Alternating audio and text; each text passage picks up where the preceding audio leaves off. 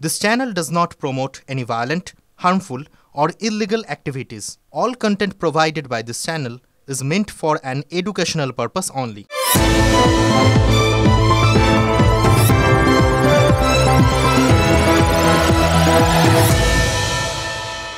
ছেলেমেয়েরা বাচ্চারা পড়াশোনা করতে পারে না।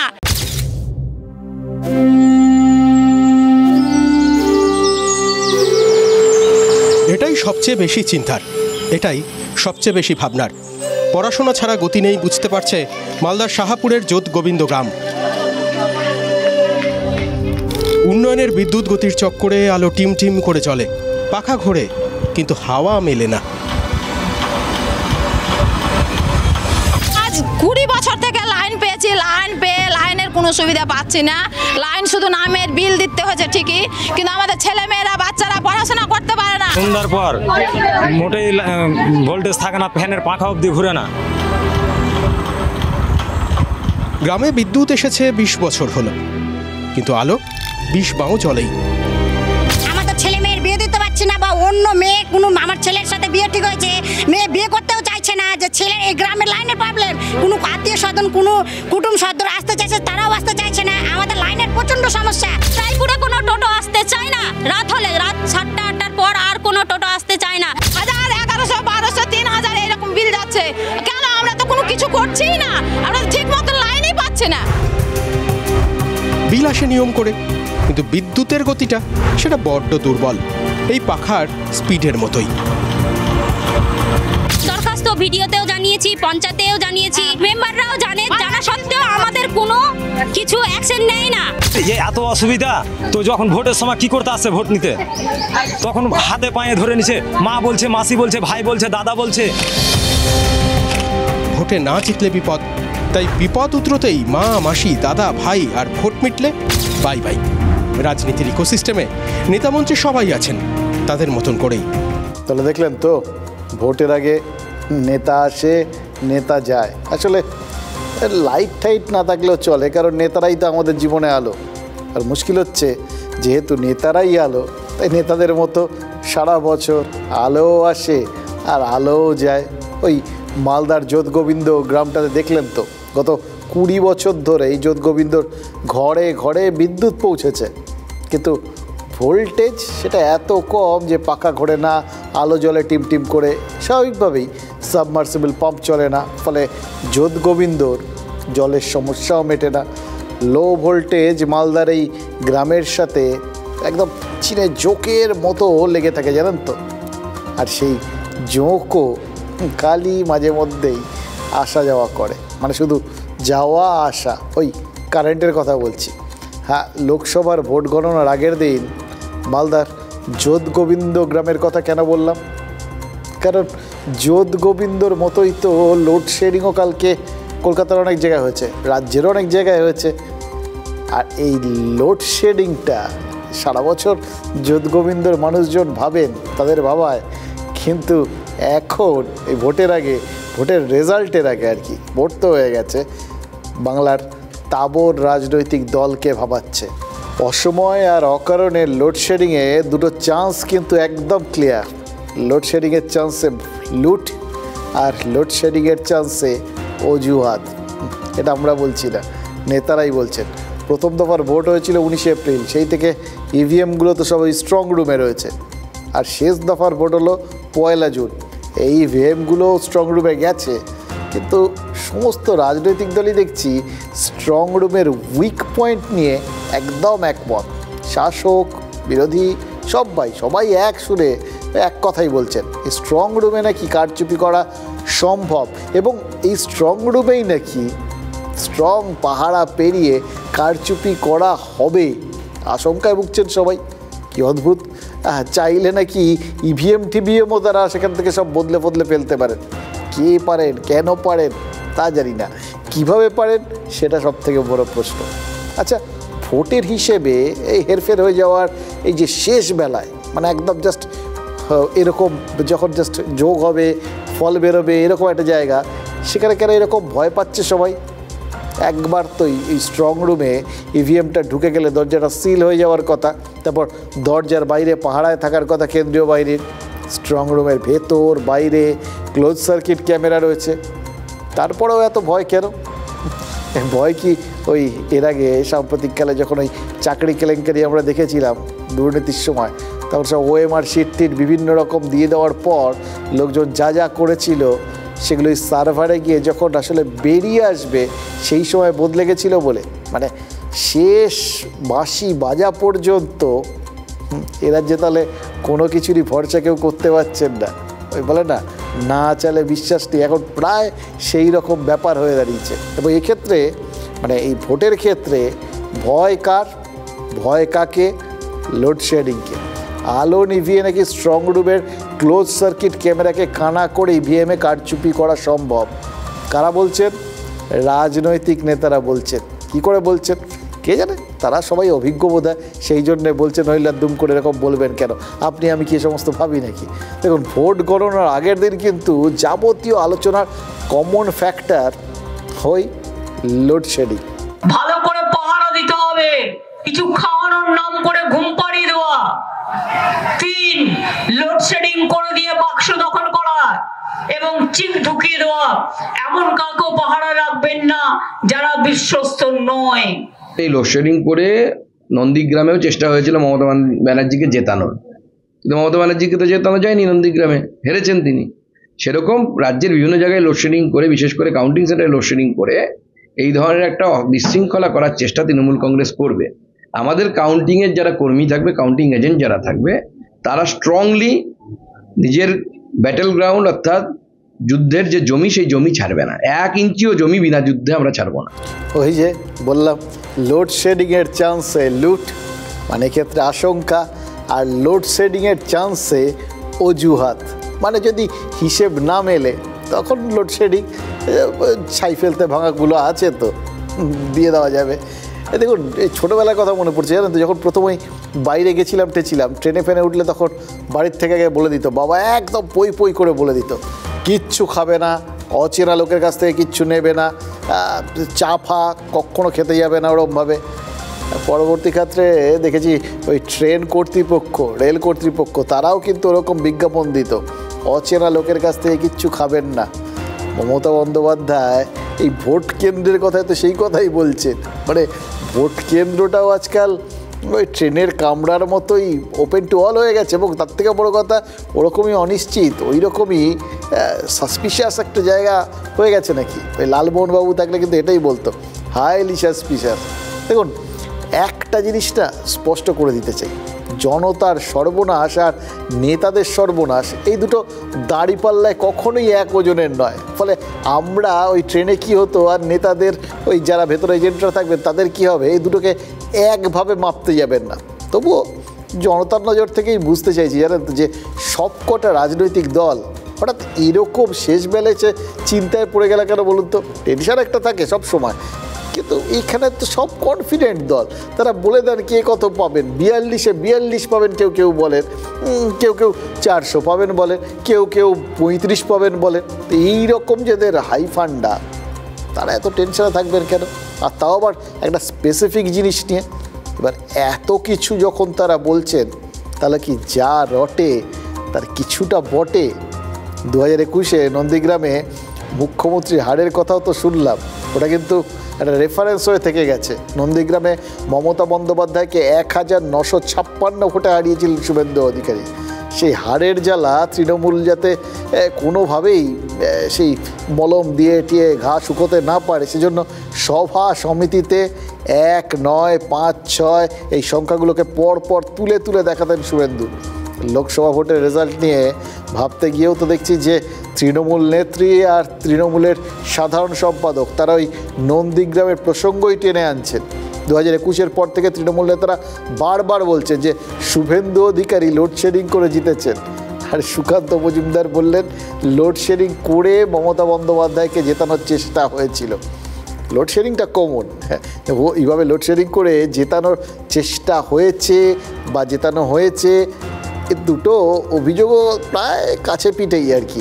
মানে বিষয়গুলো সবাই জানেন, কিন্তু মুশকিল হচ্ছে কি জানেন, এই বিধানসভা ভোট আর লোকসভা ভোট যেরকম এক নয়, তেমনি তো দুটো ভোটের স্ট্রং রুম বা কাউন্টিং সেন্টারের নিরাপত্তা ব্যবস্থাও এক নয়। রাজ্যের 42টা লোকসভা কেন্দ্রের গণনা হবে 55টা কাউন্টিং সেন্টারে। প্রত্যেকটা কাউন্টিং সেন্টারের বাইরে ত্রিস্তরীয় নিরাপত্তা বলয় রয়েছে।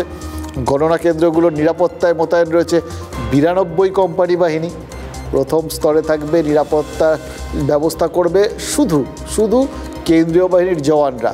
এবার দ্বিতীয় স্তরে একসঙ্গে কেন্দ্রীয় বাহিনী এবং রাজ্য পুলিশের সশস্ত্র বাহিনী, আর শেষ স্তরে নিরাপত্তার দায়িত্বে স্থানীয় থানার পুলিশ। এর পাশাপাশি নির্বাচন কমিশন এবার স্ট্রং রুম পাহারা দেওয়ার জন্য দলীয় এজেন্টদেরও রাখার অনুমতি দিয়েছে। তাহলে চিন্তা কিসের? শুভেন্দু অধিকারী তিনি কিন্তু সোশ্যাল মিডিয়ায় 129 জন পুলিশের নামের তালিকা প্রকাশ করেছেন আজ। তিনি দাবি করেছেন এই পুলিশ কর্মীরা নাকি স্ট্রং রুমে তৃণমূলের হয়ে কাজ করবে। এই বিরোধী দল নেতার আশঙ্কার সঙ্গে আরও একজনের আশঙ্কা অদ্ভুতভাবে মিলে যাচ্ছে, জানেন তো? সিপিআইএমের রাজ্য সম্পাদক, তার আশঙ্কা, মোহাম্মদ সেলিমের আশঙ্কা, আগামীকাল ওই কাউন্টিং সেন্টারে নাকি ভুয়ো গণনা কর্মী ঢুকিয়ে দেবে তৃণমূল। কিন্তু এইগুলোর মাঝখানে ওই বাকি যে স্তরগুলো রয়েছে সেগুলোর কথা একবার ভেবে দেখুন, তাহলে বুঝতে পারবেন যে এই যে এত দুশ্চিন্তা, এত আশঙ্কা, এত সংশয়, কেউ কাউকে বিশ্বাস করতে পারছে না। মানে নিজেদের এজেন্টদের না কোথাও গিয়ে বিশ্বাসযোগ্যতা আছে, না কেউ ওই কেন্দ্রীয় বাহিনীকে বিশ্বাস করছেন, না রাজ্য পুলিশকে বিশ্বাস করছেন। কাউকেই যদি বিশ্বাস করা না যায়, মানে নেতারাই যদি কাউকে বিশ্বাস করতে না পারেন, তাহলে আমরা কাকে বিশ্বাস করব বলুন তো? জালিয়াতি এমন পর্যায়ে গেছে, বিশেষত ডায়মন্ড হারবার কেন্দ্রের ভোটের দেখার পরে, যে ইসিআই আরও স্টাফদেরকে লোকে ডাউট করতে আরম্ভ করেছে। আমরা সব কর্মচারীকে ডাউট করছি না। যেরকম ফেক এজেন্ট ধরেছিলাম, ফেক ভোটার ছিল, এবার ফেক গণনা স্টাফ না থাকে। একটা খবর এলো যাদেরকে গণনার জন্য স্টাফ রিক্রুট করা হয়েছিল তাদেরকে SMS এসছে আজকে ট্রেনিং আছে, এদিকে ফোন করে বলছে আপনাকে আসতে হবে না। তো সেখানে কে যাবে? এই তো আইপ্যাকের স্টাফরা যাবে, এটা আমরা জানতে চাইছি। আমাদের কাছে লিস্ট এসেছে, ওদের ডেজিগনেশনের সামনেও লেখা আছে ক্যাজুয়াল, তা সত্ত্বেও ওদের নাম তোলা হয়েছে কালকে কাউন্টিংয়ের জন্য। যারা ক্যাজুয়াল স্টাফ, ওদেরকে দিয়ে আপনি যাই ইচ্ছে করাতে পারেন, ওদের উপর তো কারুর কিছু চলে না। গভর্নমেন্টের অনেক ইনফরমেশন পাওয়ার সুযোগ তার কাছে স্বাভাবিক কারণেই বেশি। তিনি সরকারেরও লোক ছিলেন, এখন বিরোধী দলের নেতা হয়েছেন। তিনি একটা তালিকা দিয়ে বলেছেন কোথায় কোথায় কোন কোন সাদা পোশাকের পুলিশ রাখা হবে। অবশ্যই নির্বাচন কমিশনকে চেক করা উচিত। এসব টুইট প্রচার কেন? দুদিন আগে তো আমাদের নির্বাচন কমিশন দেখাচ্ছিলেন, তো কেন্দ্রের নির্বাচন কমিশন দিয়ে ভোট হবে। যান নির্বাচন কমিশনে বলুন, ভোটে হারবেন, তৃণমূলের সিট 30 থেকে 35, কাল বিকেলের পর বিরোধীদের মুখে কোনো যুক্তি থাকবে না, সেই কারণে আগাম নাটক করছেন তারা।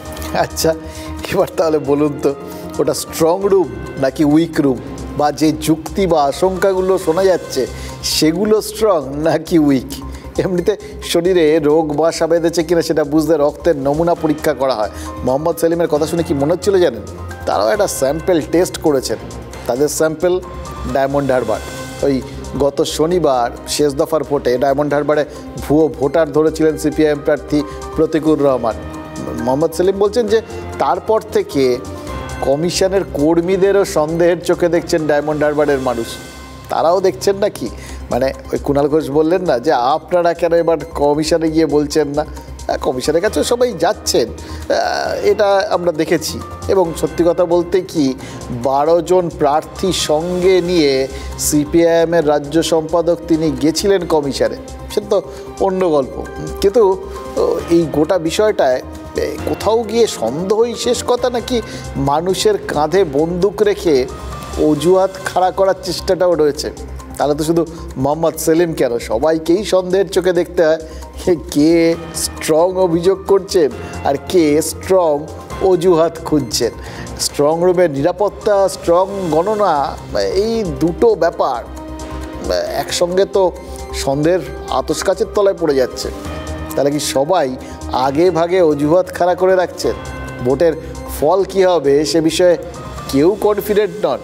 হাওড়া লোকসভার বিজেপি প্রার্থী হাইকোর্টে গেছিলেন এই জন্য যে রতিন চক্রবর্তীর আইনজীবী বলেছেন যে ডিসিআরসিতে নাকি হাওড়া আর বালি পুরসভার চুক্তিভিত্তিক কর্মীদের ঢুকিয়ে দেওয়া হয়েছে, অস্থায়ী কর্মী সব। ফলে তারা ইচ্ছে মতো তাদের দিয়ে কাজ করিয়ে নেওয়া যাবে। গণনায় কারচুপির আশঙ্কা করছেন তাই তার মক্কেল। হাওড়ার বিজেপি প্রার্থীর আবেদন মেনে হাইকোর্ট নির্দেশ দিয়েছে যে ওই গণনা কেন্দ্রের টেবিলের আশেপাশে যাতে কোনো অস্থায়ী কর্মী না যেতে পারেন তা নিশ্চিত করতে হবে নির্বাচন কমিশনকে। আর দিল্লিতে সেখানে যদি নির্বাচন কমিশনের বক্তব্য শোনেন তাহলে মনে হবে এগুলো একদম অন্য একটা দ্বীপ, বিচ্ছিন্ন দ্বীপের ঘটনা, তার সাথে মূল ভূখণ্ডের কোনো যোগাযোগ নেই। আজ দিল্লিতে সাংবাদিকদের মুখোমুখি হয়েছিলেন জাতীয় নির্বাচন কমিশনার রাজীব কুমার। এমনিতে বাজেট পেশের আগের দিন আমরা দেখেছি প্রত্যেকবার যেরকম আর্থিক সমীক্ষার একটা রিপোর্ট পেশ হয় তার মধ্যে কোনো নতুনত্ব থাকে না। এই নির্বাচনের আগের দিন নির্বাচন কমিশনার যে সাংবাদিক বৈঠকটা করেন না, বৈঠকটা করাটাও স্বাভাবিক, আর তার মধ্যে যে কোনো নতুনত্ব থাকবে না সেটাও খুব স্বাভাবিক ব্যাপার। গোল গোল সব ভালো ভালো কথা থাকে, কিন্তু তাও এইরকম সব অভিযোগ উঠছে তার কোনো রিফ্লেকশন থাকবে না। ওই বললাম, শুনলে আপনার মনে হবে যে আলাদা ভূখণ্ড হচ্ছে আমাদের এই বাংলাটা, বাকি দেশটা অন্যরকম। রাজীব কুমার কী বলেছেন? তিনি আজকে ভারতীয় গণতন্ত্রের বিশালত্ব তুলে ধরেছেন। এবার বৈধ ভোটার ছিলেন 96 কোটি মানুষ, তার মধ্যে ভোট দিয়েছেন 64 কোটি, এর মধ্যে মহিলা ভোটারই 31 কোটির বেশি। মানে ভাবুন, ইউরোপে অনেক গণতান্ত্রিক দেশ রয়েছে, তো যতগুলো আছে তাদের সবার বৈধ ভোটারকে যোগ করলেও এই 64 কোটির ধারে কাছে আসবে না। আর এই আনন্দযোগ্য যেটা বিশ্বের সব থেকে বড় গণতান্ত্রিক উৎসব বলা হচ্ছে, তাতে কি শুধুই আনন্দ? কোনো কালির ছিটে ফিটরা একদমই নেই, আছে তো বটেই। এবং দুর্ভাগ্যজনক হলেই বললাম, ওই একটা ব্যতিক্রমী একটা আলাদা ভূখণ্ডের মতো করে রাখা বাংলা, সেখান থেকেই কালিটা চেটানো হয়েছে। ষষ্ঠ আর সপ্তম দফায় রক্ত ঝরেছে, প্রাণহানি হয়েছে। যদিও জাতীয় নির্বাচন কমিশনার দাবি করেছেন যে বাঙালি বুলেটের পরিবর্তে ব্যালটকেই বেছে নিয়েছেন। আচ্ছা, এই ব্যালটকেই বেছে নেওয়ার এই উদাহরণটা কেন দিলেন? দিয়ে মানে গোটা ব্যাপারটা বেটার হয়েছে, শান্তিপূর্ণ হয়েছে এটা বলার চেষ্টা করলেন তো? কেন এইটার তুলনামূলক একটা বক্তব্য থাকলো? জাতীয় নির্বাচন কমিশন কি পঞ্চায়েত ভোটকে তুলনায় টেনে এবারের নির্বাচনটা শান্তিপূর্ণ হয়েছে এই সার্টিফিকেটটা দিয়ে দিল? This is one of the general elections where we haven't seen violence. आपको याद होगा किस तरीके की वायलेंस हम देखते थे। मणिपुर, त्रिपुरा, वेस्ट बंगाल, सारे टीवी भरे हुए होते थे कि वायलेंस वायलेंस वायलेंस। एक छोटी सी वायलेंस होती थी, पूरे दिन ट्रिगर चलता था। कोई ट्रिगर नहीं चला इस बार। একটা জিনিস মনে হচ্ছিল, জানেন তো, এই নির্বাচন কমিশনের কাজ কাদের নিয়ে? এই রাজনৈতিক দলগুলোকে নিয়ে, মানে রাজনৈতিক নেতাদের নিয়ে। এই রাজনৈতিক নেতারা সবসময় একটা তুলনামূলক বিচারে খুব অভ্যস্ত, পারদর্শী। যখনই কিছু হবে, এখানে গণ্ডগোল হয়েছে, ওই সময় এর থেকে বেশি গণ্ডগোল হতো, এখানে এতজন মারা গেছেন, ওই আমলে তো আরও বেশি মারা যেত, সব কিছু তাদের একটা তুলনামূলক বিচার না করলে ঠিক চলে না। এবং তারা খুঁজে পেতে কোনো না কোনো, মানে রাজ্যে হলে রাজ্য, রাজ্য না হলে দেশ, দেশ যদি না হয় বিদেশ, কোথাও না কোথাও থেকে, পারলে মঙ্গল গ্রহ থেকে তারা একটা তুলনামূলক মাপকাঠি খুঁজে বার করবেন যার তুলনায় এখানে কম হচ্ছে, এবং তার থেকে মোটামুটি এইটা প্রমাণ করে দেওয়ার চেষ্টা করবেন ওখানে তো হয়, তাহলে এখানে হলে অসুবিধাটা কোথায়? দেখুন, পঞ্চায়েত নির্বাচনটা, মানে যদি ওই নির্বাচন কমিশনার বললেন না যে আগে আপনারা টিভিতে খালি দেখতেন, খালি হিংসা হিংসা সারাদিন ধরে ওই সমস্ত জায়গায়, এবার দেখেছেন কিচ্ছু চলছে না। মানে তার চোখে যদি পঞ্চায়েত নির্বাচন মাপকাঠি হয়ে থাকে, তাহলে হ্যাঁ, রাজনৈতিক নেতাদের মতো তিনি নিশ্চিন্তে বলতে পারেন পঞ্চায়েত নির্বাচনে কি হয়েছিল, ওটা তো রাজ্য নির্বাচন কমিশন দেখে। কিন্তু এইবার আমরা দেখেছি, এইবার দেখুন। হ্যাঁ, তাহলে তো লোকসভা নির্বাচনে জাতীয় নির্বাচন কমিশন স্টার মার্কস পেয়ে গেছে। যদিও রাজ্য সরকার বা রাজ্য কমিশনের দেওয়া হিসেব অন্য কথা বলেছিল, তবুও বলছি, মনে করিয়ে দিই আপনাদের, আমাদের মনে আছে 2023-এর ওই পঞ্চায়েত ভোটের কথা।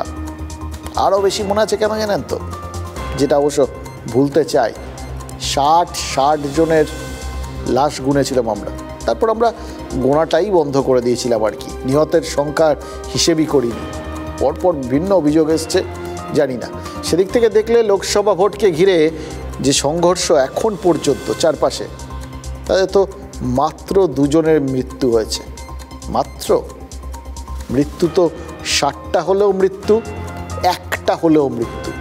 নন্দীগ্রামে বিজেপি কর্মীর মায়ের মৃত্যু আর মহিষাদলের তৃণমূল কর্মীর মৃত্যুর ঘটনাকে তাহলে কি করে ভুলে গেলেন জাতীয় নির্বাচন কমিশনার, বা তার মনে হলো গুরুত্ব নেই বিশেষ কিছু? हम नहीं समझते पोस्ट पोल वायलेंस होगी, लेकिन अगर होती है तो हमने कुछ स्टेट्स में पहली बार एमसीसी के बाद भी सेंट्रल पैरामिलिट्री फोर्सेज रहेंगी ऐसा निर्णय लिया है। बंगाल में भी पर्याप्त मात्रा में पोस्ट पोल पैरामिलिट्री फोर्सेज रहेंगी, हालांकि वो राज्य सरकार के अधीन रहेंगी। इन पैरामिलिट्री फोर्सेज की मदद से पोस्ट पोल वायलेंस को रोकने में हम पूरी तरह से आश्वस्त हैं, वो तैयार रहेंगे और कोशिश करके उसको रोकेंगे भी।